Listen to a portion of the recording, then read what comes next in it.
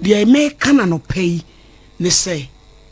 ye papa kwaku tienom o say kwa me despite nom esikafo a wo mo Ghana hana ye bo mu din ne no o mu si so wo mo maayo a wo mo ne o mu sisi so no saa bre no wo mo sisi bi no mo pe but be a man behwe saa bre no mo shirt atenten any wo mo na asin futuro no wo mampe agera wo ba wo foresight enti wo mampe ekodi saa bre na sikafo achi a na wo ye nkokorawafo ene e man bi hu o se kwa me despite mo no mu nu kwaku tin no na o mu su guniyam ni yam se we mu ye ni o mu ne sisu o mu sese ye pe ya mpene e man you want to say omo age group for na wo mo ne wo mu tu anamo ne no 10 years to come 15 years 20 years no wo mo na ba be yes ka for Ghana Kumasi wo mo na ye bebo mu din 20 years 15 years no a edi anim no a eba no sa wo mo age group for no a ene wo mo hunu se wo mo ni hwe no wo mo ne be ba be yes ka for no tom de wo mo toa wo mo nkoso no mo ne nkokrafo ni enjoy no mo be ba be su edi na be ma abayowa ope na brantie wo mpe ni nyina ne se ma rezi mi ho akogina beye bia minuru ho enu nti no me age group no sa kade no onya mame freedom wa me pen so minya because am confirm age group no dey 24/7 oh hwehwe me baby am wo ehe wo ko he ehe na wo free ba ene ensem but akokora ne de ne yiri nti nye de bia no be not necessarily cross akokra so go penino body 50 body ni de ne yiri nti nye de bia no benya kwan aba me ho wono so obeyi blog e de amame e mame de ato TV aboba ho na ma ye na de ade bia aba wardrobe bia wo TV no so baby a me hyehyɛ me bag baby a me de me wig be sensen na me de mercury bulb na me de aboda nu na niema na ye fe e ba social media obi nso be hunu se me mpabo anko ani me bag anko ani young boy no woni sa adaje no e na oni sa sika no eje ye niema mienu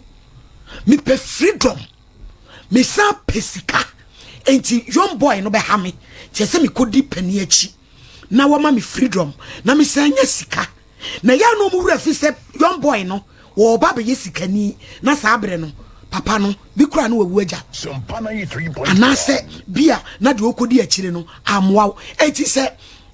emayiwa no empe wo mo age group fo no na wo mo pe no abra yesika oyine bi mo so say young guys no obu apart from freedom ne ade no ubetimi akonya married man pressure or the man no young boy no kura ntimi fama bi enu na di tuo ni ba no so who dey tell you akwa to say even though our yire no yaw o monitor 24/7 but yeah now say omo kasa empanimfo no bi ejeje wo omo so chen young boy one ne young boy nya assemble fo kra no person obona so say enu de brai wo ho ye age mate eto hunu ni say also konya control sa ba panini so hunu ni say we no yakoda afa ne say ne yemba kra na obetimi akọ te say me so ni mu yie ya na fan say young guys no bi on so maturity no so wo form but panini de esan say we mature nti wo experience wa fa ne ehu oba kuta bai wa no yie no nukremu pa no echen senka young guy no ebekuta because say young guy no wono anye ne boapa hunu say wono ye pe onu ye tipen and I also didn't bear my man no bear my man na we na nyini ni nsunti no eya na close bi nso ho a wono nso suro say man kura ne yi a ebetimi free me fa tie say me kura ne yi tie no na niam ekom no so sika be kom attention be kom material things wom akwantuo nyina wom abrante nani abre afen wo fefa wo ba wo pene dachi o de say sika no koye sa dia ne dwatra bono ontumi kura fefe na yenso maiwa na yaba ne yeni adaje ya ye be twen sa da bi yi ni adaje ne maiwa ni sa aben wa ha de o ka go be bodu akora oni sa tam no kora enti ene ye nkonko a na ye nkonko ano me to me nearby one for say hweye na ho nwetebena ene ho nsem ehu duabo betimi apiem wo bi a ususu ye betimi apiem wade papa bi betimi ahwerewo because if obehunu young guy no 5 years later na wasu ye wo mawe bi ho abra se omu area bi a ko mu benya ko mu boys no a omu ni omu sisu ni bi kra ne omu ene omu twempra but obi ampe wom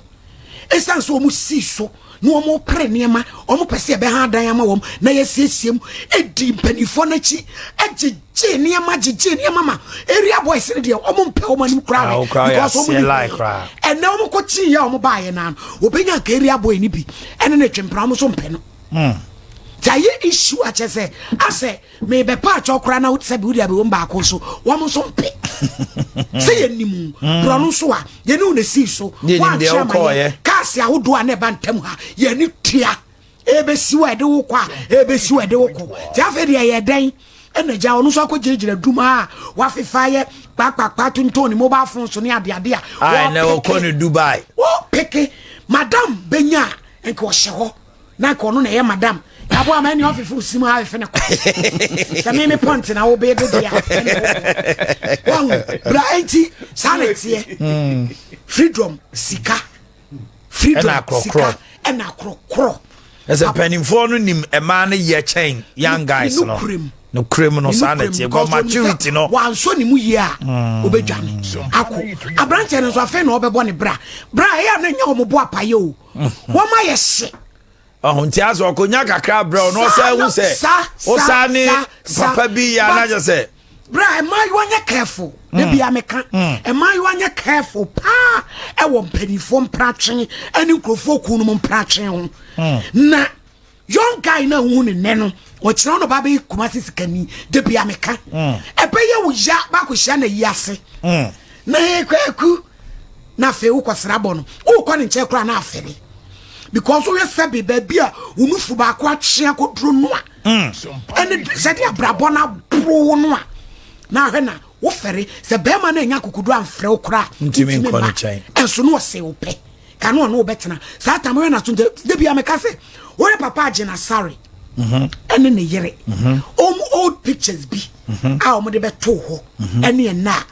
maame no na wo ani akwachiri eno ne papa ne nante oh hwa hey bishop agena sare so wo mo picture ni sunte mu a na maame ni wani na kwachiri me reverend is to the naba picture 3.1 bone is to the naba me am papa kusi boatin ne picture bi bone mama Anita yo na sa me no say man o mu hu ye mobo na o guy bo ama picture wono no why na dwen sa bra na de se be ma ne mese o pa se wa nso betimi ayahye do ho atwitwi na me na nsu ani gine ho eno so ni ho we age group no sa wo pe no a na hwe no no antumi nka sa nso betimi ayahye bia ma be ma na dwen aba so bra ye sikao it's a business sika ene ado de ene o mo pe na any freedom me kwa kope no awie no ma be pe small boy me young guy na bu abo no mo ma dwen aba ko akrom no o de pani ne ho ebe pe ne ho niema we akope ne dia ware pe ne dia ware ho